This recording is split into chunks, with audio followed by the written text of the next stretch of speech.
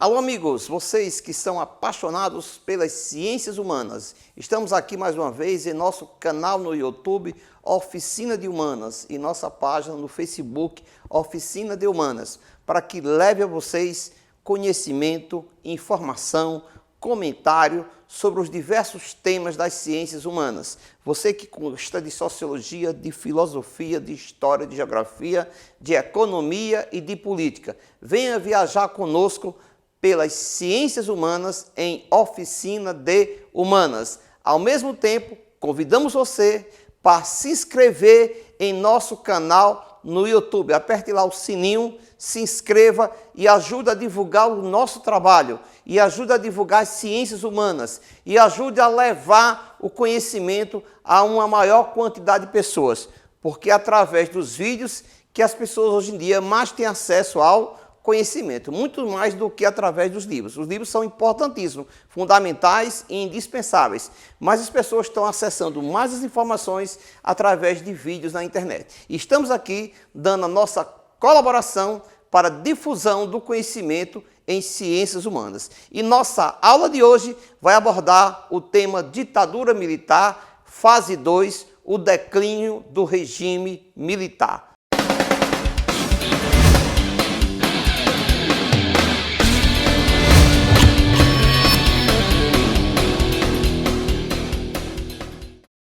Estamos aqui para dar continuidade ao conteúdo da nossa aula anterior, que foi ditadura militar. Em nossa aula anterior, nós abordamos o contexto em que a ditadura militar se implantou no Brasil, suas características políticas, suas realizações econômicas, seu relacionamento com a oposição. Os primeiros 9 anos foram fase de ascensão e consolidação do regime militar. Eles conseguem vencer a oposição, conseguem a estabilidade econômica para o país, consegue promover o crescimento econômico. A partir de 73, começa um novo discurso, em 74 especialmente. O novo presidente que vai assumir, Ernesto Geisel, fala em distensão política, ou seja, é como se a ditadura estivesse suprimindo a fase dos anos de chumbo, a linha dura, por uma promessa de abertura política. Aí você se pergunta, o que fez os militares mudarem de ideia? E nem todos os militares pensavam assim, que era necessário fazer abertura política. Dentro do próprio regime militar, havia conflitos internos, disputa por espaços e disputa por poder. Agora, o que fez o governo de Geisel mudar o discurso em relação ao governo Médici e ao governo Costa e Silva? Vamos entender o contexto histórico. Aí você tem o governo Geisel, que nos prometeu uma abertura política lenta, ou seja, vamos caminhar para a democracia, mas de forma vagarosa, uma medida de cada vez. Por exemplo, foi no governo dele que aconteceu a revogação do AI-5. Gradual, né? Quer dizer, lenta e gradual, para qual a ideia?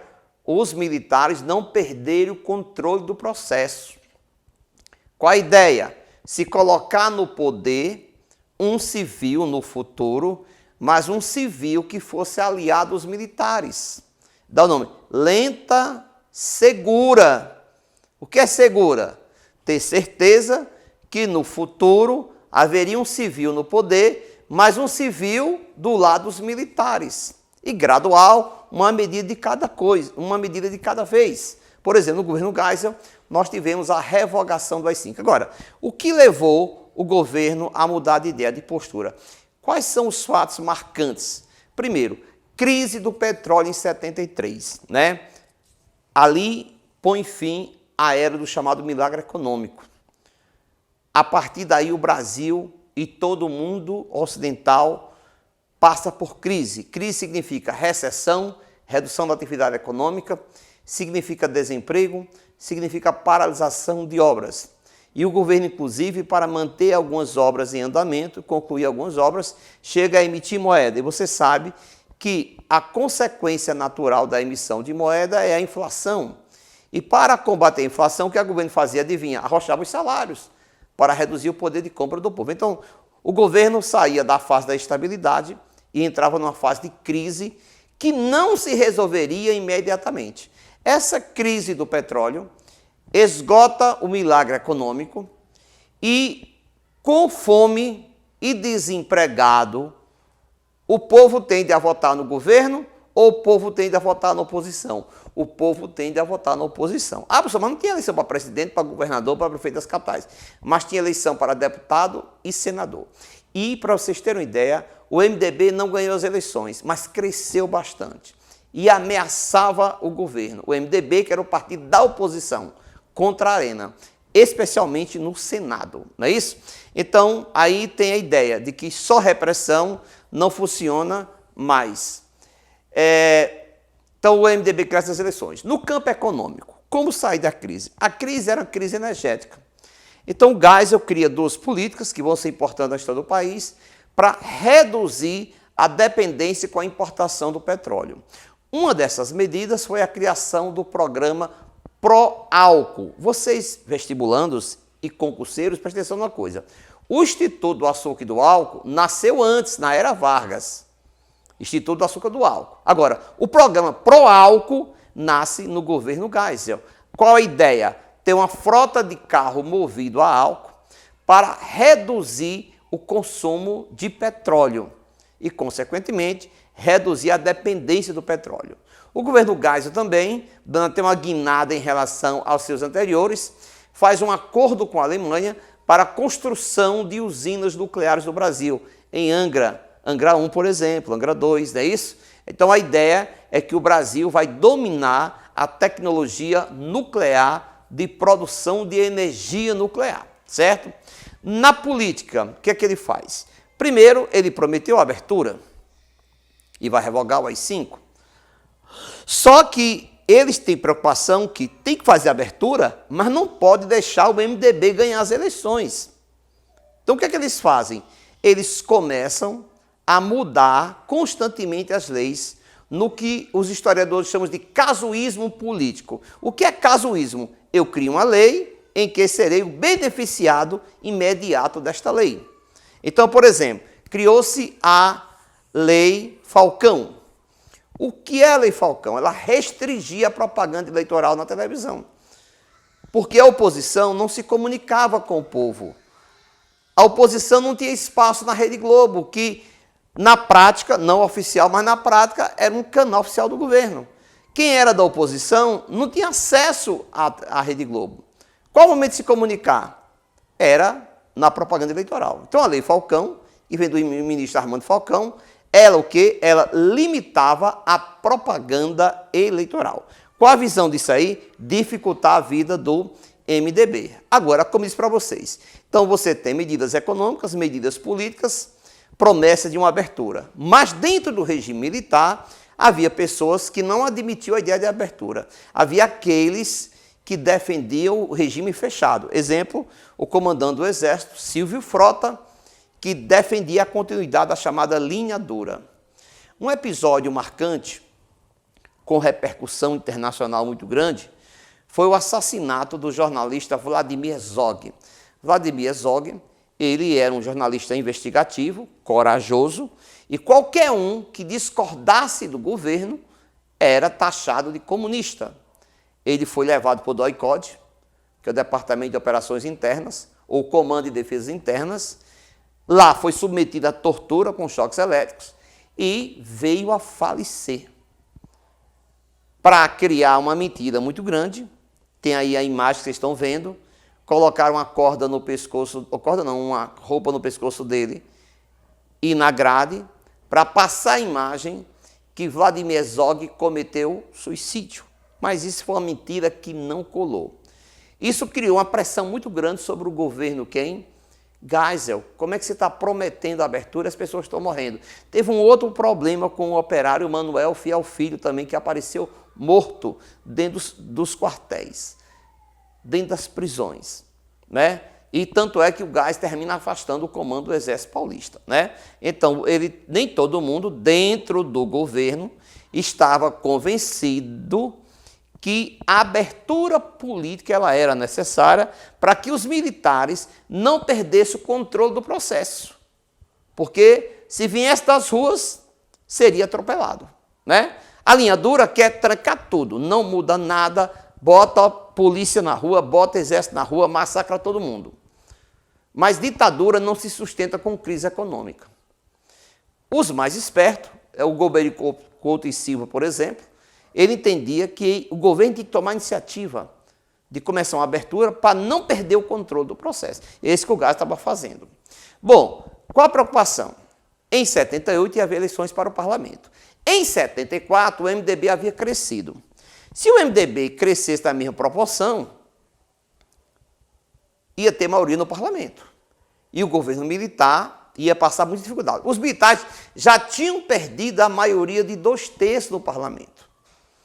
Em 74, eles não tinham mais 2/3. Tanto é que eles não conseguiam mais modificar a Constituição, porque a modificação da Constituição exigia a maioria de 2/3.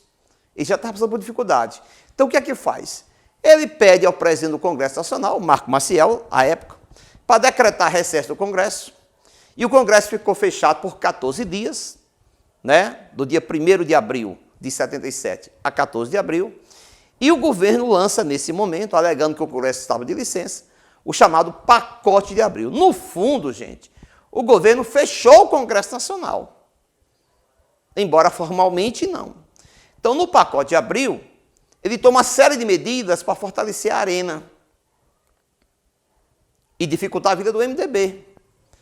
Uma delas é instituição da sublegenda. O que é a sublegenda? Você podia juntar 3 candidatos, Arena 1, Arena 2 e Arena 3. Porque o governo tinha muita gente para lançar candidato. E um candidato para enfrentar um candidato do MDB. Foi o que aconteceu em Pernambuco, na eleição para senador.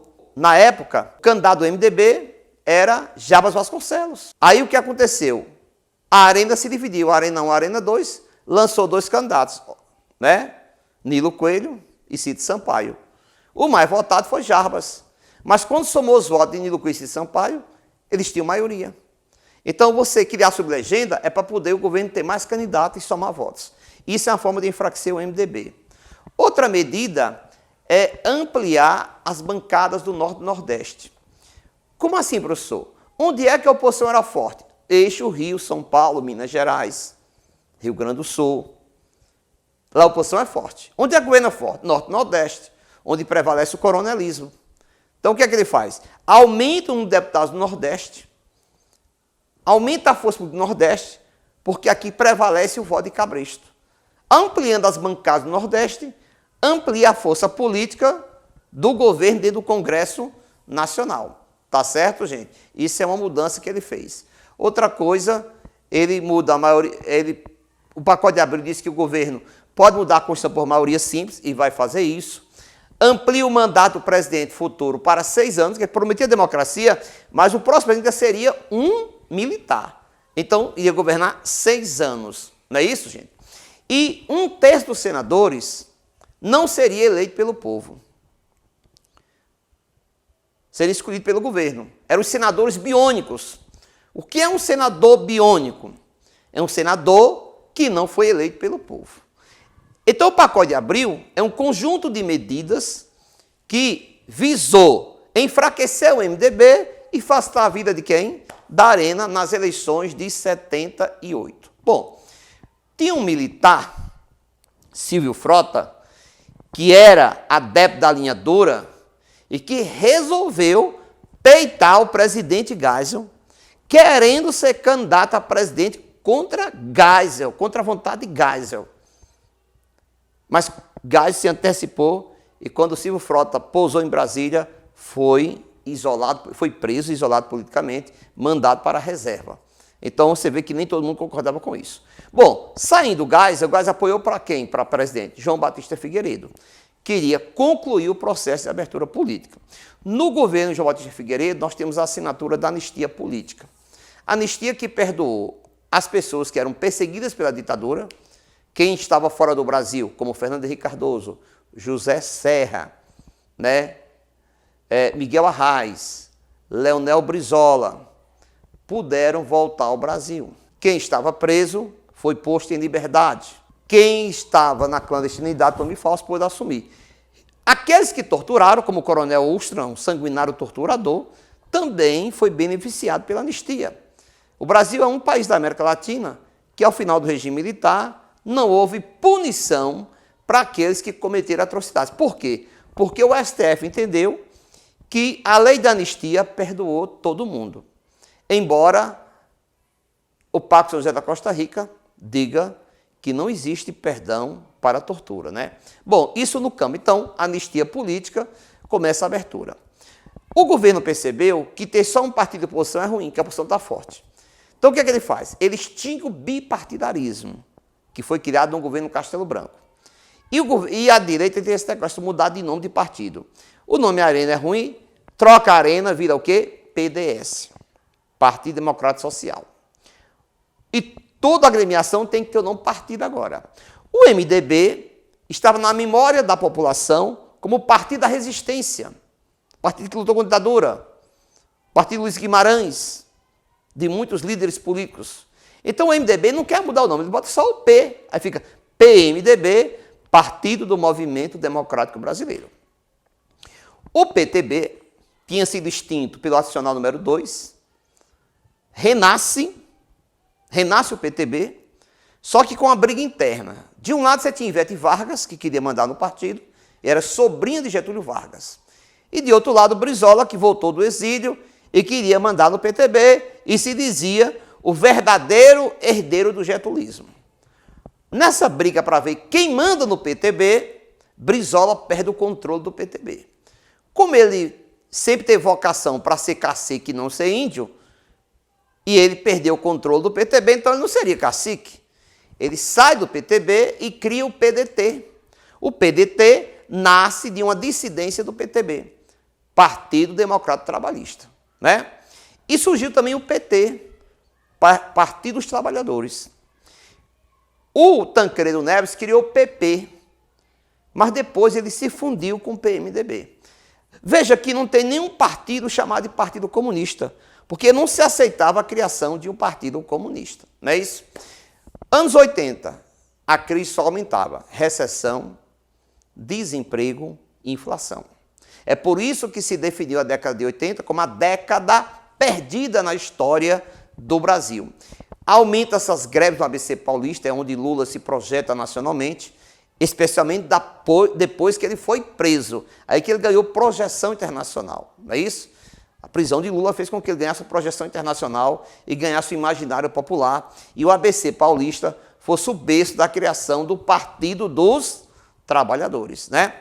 Bom, o governo promete a abertura. Como eu falei, nem todo mundo dentro dos militares queria abertura. Então, uma parte quis criar um clima de terror, né? Essa parte alinhadora, para dizer que a abertura estava trazendo instabilidade.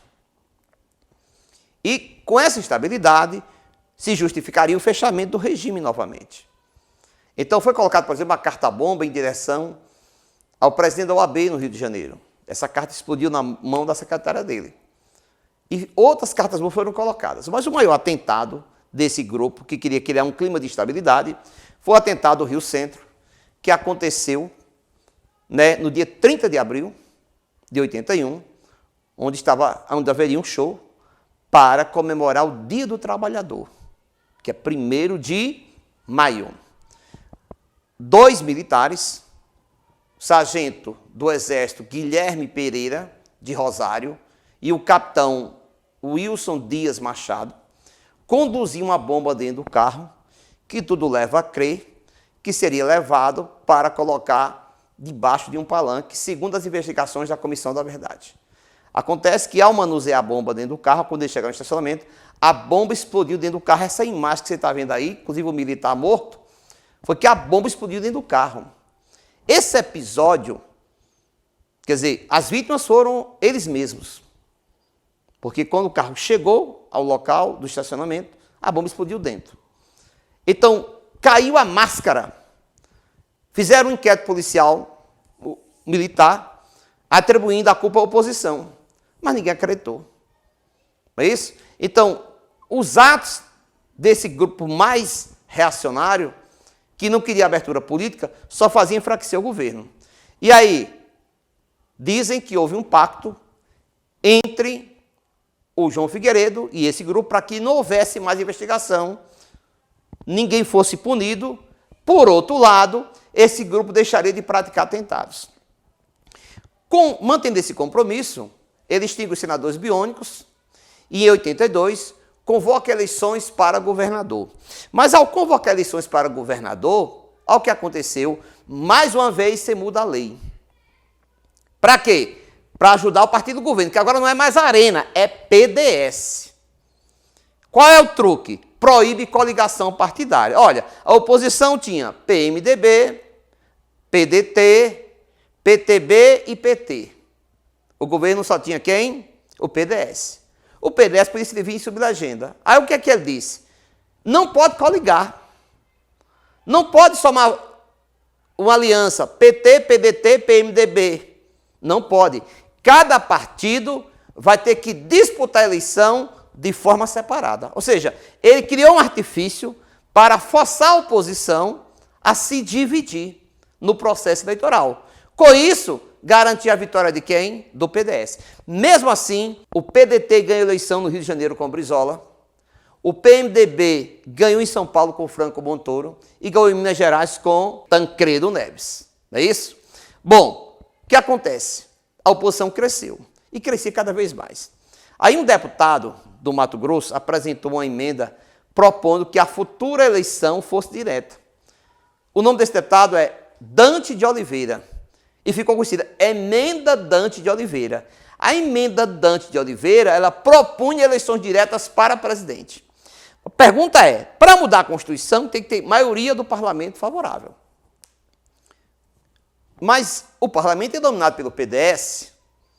Como é que vai mudar a Constituição se o governo tem maioria do parlamento? Qual a imaginação do povo? Esse governo está se esfacelando, está se esgotando. Quem sabe a pressão popular não leve muitos deputados, mesmo do PDS, a votar a favor das diretas já. E aí se criou uma campanha no Brasil todo, campanha das diretas já. 1, 2, 3, 4, 5 mil. Queremos eleger o presidente do Brasil. Foi uma campanha cívica, mobilizou a sociedade, mobilizou todo mundo. O sonho do brasileiro eleger presidente. Aí você tem a imagem, as diretas já. Emenda Dante de Oliveira. Mas o que aconteceu? O Congresso não aprovou as diretas já. O povo viu frustrado seu sonho de poder escolher um presidente da República pela vontade popular. Resultado, se não é o povo que vai eleger o presidente, quem vai eleger? O Congresso. Candidato do PMDB, Tancredo Neves. Se a eleição fosse direta, o candidato do PMDB era Ulisses Guimarães. Mas sendo direto, precisava um nome mais leve. Tancredo Neves, candidato do PMDB. O candidato do PDS foi Paulo Maluf, que inclusive disputou numa prévia interna com o Mário Andreasa. Qual a avaliação? Só com os votos da oposição, o Tancredo não se elege. Então o Tancredo vai convencer uma parte do PDS a abandonar o PDS. Aí inclui-se Sarney, que era presidente do PDS, Hugo Napoleão, Sarney liderando o Maranhão, Hugo Napoleão o Piauí, ACM a Bahia, aí você tem aqui em Pernambuco Oswaldo Coelho, né? Você tem Inocêncio de Oliveira, Roberto Magalhães, né? Eles saem do PDS e criam a Frente Liberal. A Frente Liberal era formada por dissidentes do PDS, que abandonaram o Maluf. E se fez uma aliança. Como não era permitido ter coligação, embora o Sarney fosse um filho do PDS, ele vai se filiar no PMDB.